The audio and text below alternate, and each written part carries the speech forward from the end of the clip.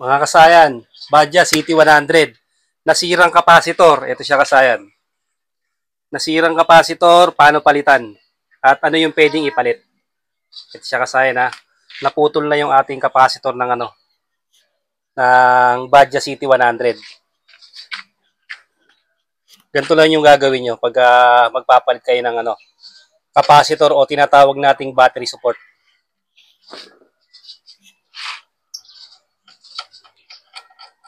Ito siya kasayan ha. Pwede nyo itong tanggalin. Ito.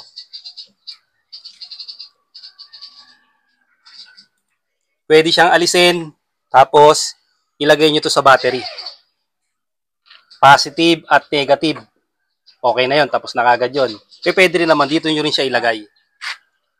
Ito siya kasayan na. Ito, dito nakalagay yung ating ground. Naputol na kasi yung pinakaano niya dito. Ito, naputol yung isa. Yung kanyang negative.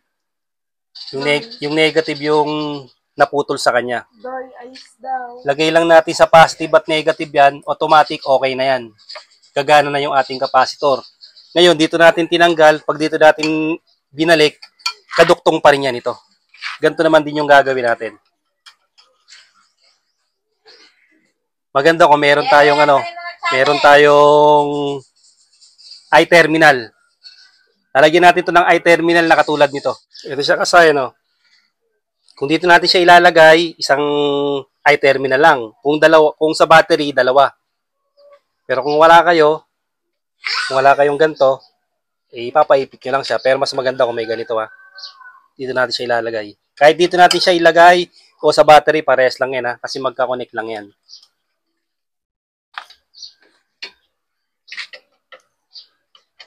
Ito yung negative niya, yung may gubit na linya. Ito yung tinatawag na battery support. Kahit wala kang battery dito, okay pa rin yung magiging voltahe na yung motor.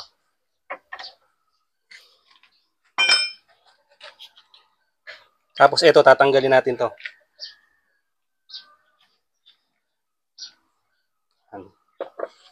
Suksok lang uli natin. Ito yung kanyang positive. Rekta sa battery to. Live wire ng Badya, ng Kawasaki ay kulay white.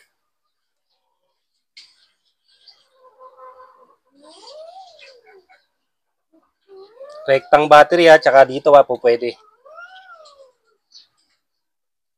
Itong gagamitin natin ay mas malaki na siya. Kasi yung dati niya ay mas maliit.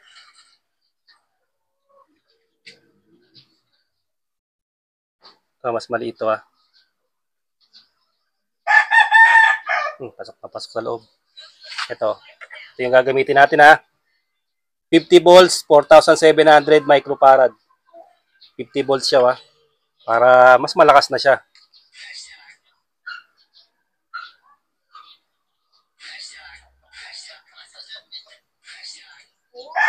Kahit sira ang battery mo, gana pa rin to. Maganda pa rin ang iyong busina at yung signal light.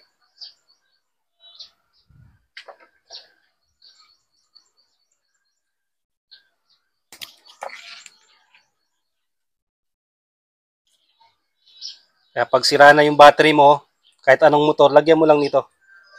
Mas malakas ang busina mo, tsaka mas magandang signal light. Lalong-lalo na kung battery operated ang motor mo. Malaking tulong to. Para maiwasan mo yung pagpugak-pugak. Kasi cable tie lang natin yan. Testing na natin.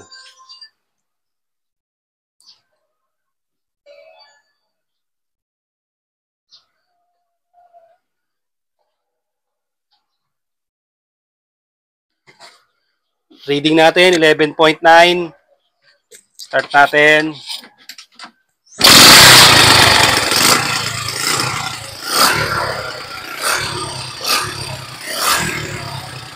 Guys, sa 14.4.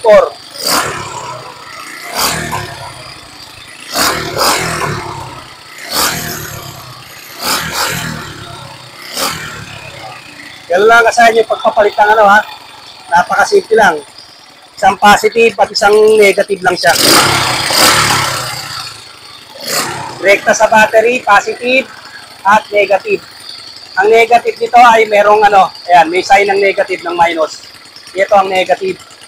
Lagay mo sa body ground o sa kulay black yellow, pwede rin ha.